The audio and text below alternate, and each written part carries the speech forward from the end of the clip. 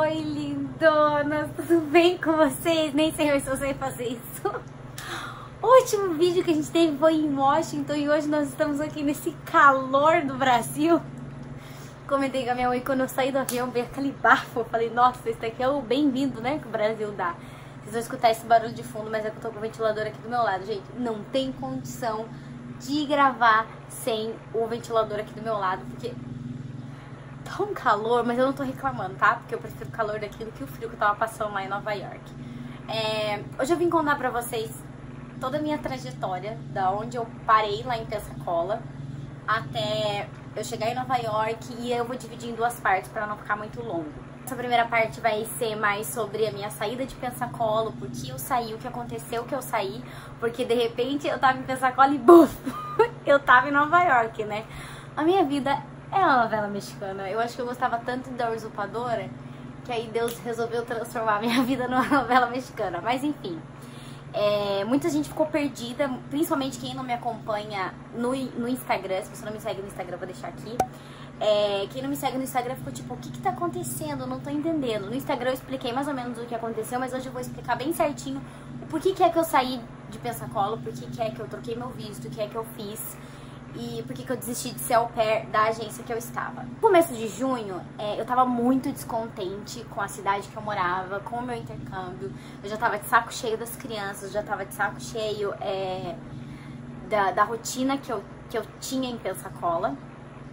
E eu sempre contei com a ajuda da minha amiga maravilhosa, Paty, e ela sempre me aconselhava ou a desistir ou a mudar de cidade. E então foi que eu tava em Pensacola muito descontente com tudo que tava acontecendo comigo. O intercâmbio já não fazia sentido mais pra mim, eu já tava de saco cheio da cidade, eu não suportava mais Pensacola, tanto é que eu ficava, tipo assim, sempre no quarto, final de semana, dia de semana. Eu não saía explorar a cidade, eu não tinha vontade de conhecer a cidade, porque eu já tava cansada. E aí foi que, durante um ano em Pensacola, eu dirigi com a permissão internacional de dirigir a PID. E quando deu um ano, porque na Flórida você pode dirigir com a PID durante um ano.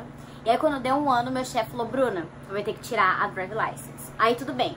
Eu fui até o local que tirava a Drive License, tentei fazer o primeiro teste escrito, tá? Não passei. Por quê? Porque eu não estudei.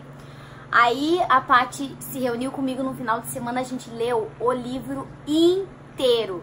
Da primeira fuck página até a última fuck página, assim, lemos o livro todo. E aí foi que eu fiz o teste e consegui passar no teste prático, no teste escrito, porque graças a Deus ela me ajudou a estudar. E eu fiz em espanhol, o Drive License, o teste eu fiz em espanhol. E aí foi que, agora que são elas, o teste prático. Eu tive um trauma muito grande quando eu fui tirar carteira de motorista aqui no Brasil, porque eu reprovei bastante vezes. E aí, quando eu fui tirar a carteira lá da Flórida, eu fiquei com muito medo. E aí, da primeira vez que aconteceu do teste prático, não passei, reprovada. E eu fiquei desesperada, porque eu falei assim, meu Deus, o que é que tá acontecendo, sabe? Eu não aguento mais essa cidade, eu não consigo passar nesses testes, eu já tava muito estressada. E aí foi que eu tinha planos de vir em outubro embora, né? Eu tinha feito contrato de um ano com o meu chefe, só que eu tava com planos de vir outubro embora, outubro do ano passado, porque eu queria fazer inscrição pra poder pegar aula aqui no Brasil. Pra quem não sabe, eu sou professora, e as inscrições ocorrem em outubro.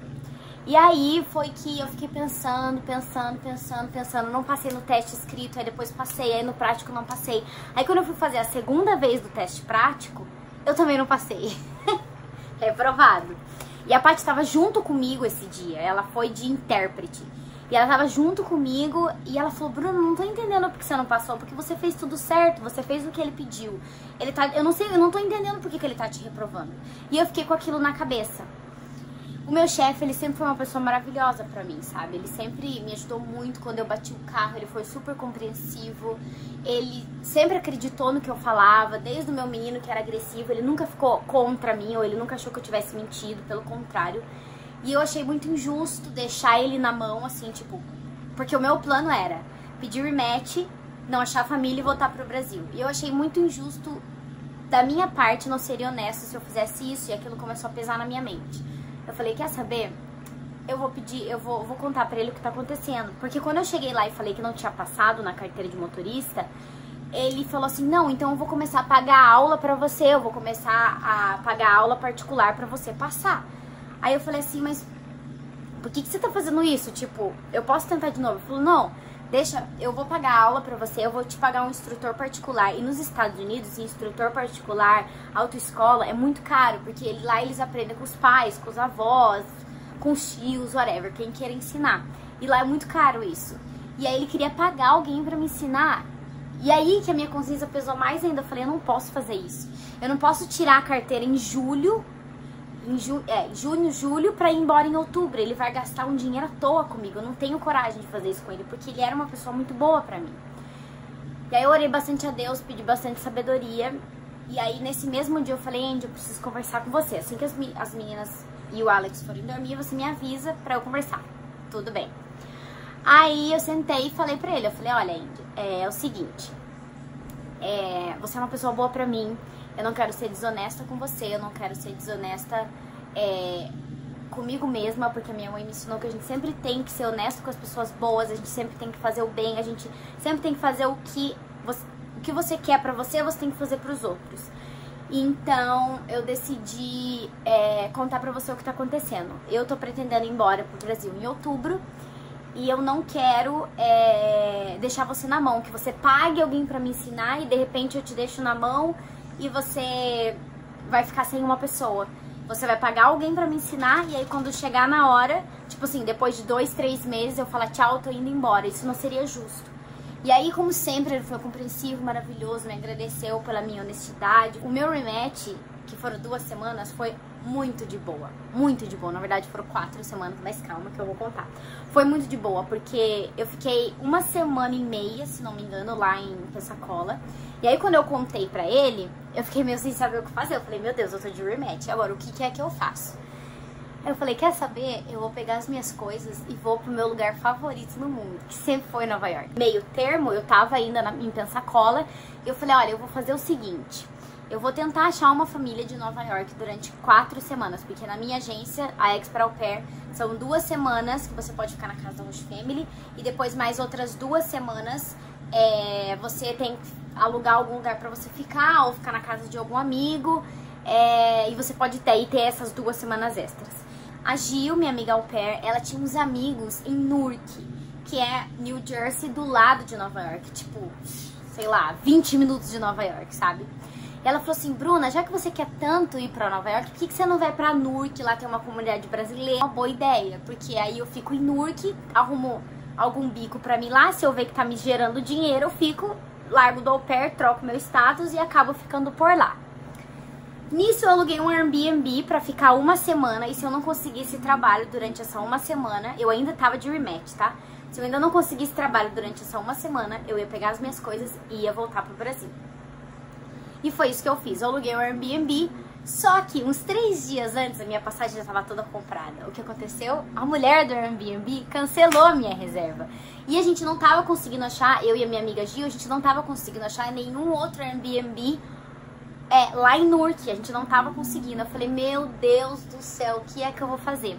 Foi aí que tem um grupo no Facebook chamado Ajuda Comunitária, lá em Newark, que eu escrevi a minha história, contei que eu tava fazendo intercâmbio, que eu queria me mudar pra Newark, e se alguém podia me ajudar com alugando um quarto por pelo menos 1 semana. Detalhe, gente, eu só tinha $1000 guardado, não tinha nada mais que isso.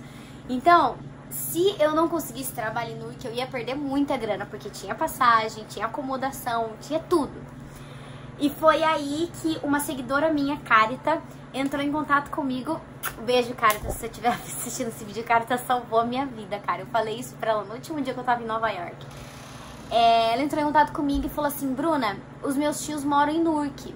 Eu posso perguntar pra eles se você pode ficar alguns dias lá. Aí eu fiquei, meu Deus, eu não tô acreditando nisso. Aí ela conversou com os tios dela e os tios dela me deixaram ficar uns dias lá até eu arrumar alguma coisa, até eu arrumar um quarto e tal. E aí, meu amor, que você vai ficar na curiosidade, porque essa vai ser a segunda parte do vídeo que eu vou contar mais ou menos como é que foi minha chegada em Nova York, com o que é que eu trabalhei, como é que eu troquei meu visto, como é que eu consegui a família de Nene, como é que foi essa experiência de Nene e tudo mais.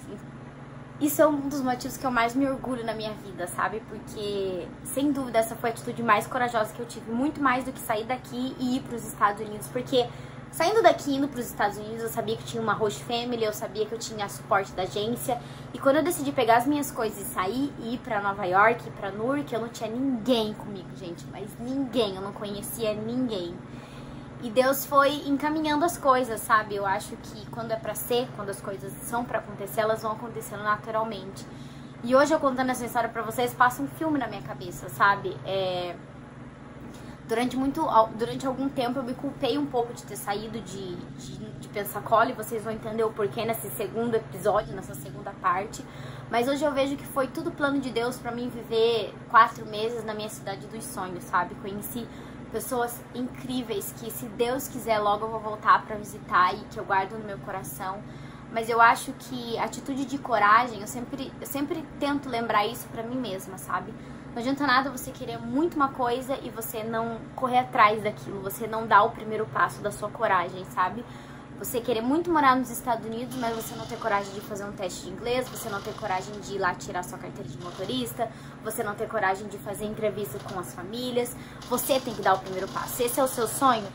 E é isso. Eu vou terminando por aqui essa primeira parte.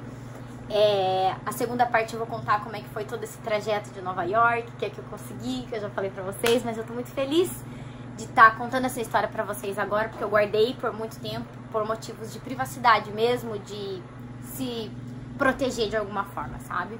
Mas enfim, lindonas, espero que vocês tenham gostado dessa minha pequena história de Pensacola até a Nova York, o motivo que eu pedi remédio, o que é que foi que aconteceu. Eu acho que a gente tem que sempre ser honesta. A gente sempre tem que ser amor, sempre. Esse é o motivo que eu tatuei essa frase aqui, sempre. Eu acho que quando a gente joga amor, o amor vem de volta pra gente. Pode demorar, mas ele acaba sempre voltando amor. Se você gostou desse vídeo, não esquece de clicar em gostei, ele é muito importante para a divulgação do canal. Se você ainda não é inscrito no canal, seja muito bem-vindo e se inscreva no canal. Me siga nas minhas redes sociais, que eu sempre tô mais lá do que aqui, às vezes. Então eu vou colocar aqui Instagram pra vocês seguirem. E é isso, lindonas. Um super beijo e até mais. Tchau!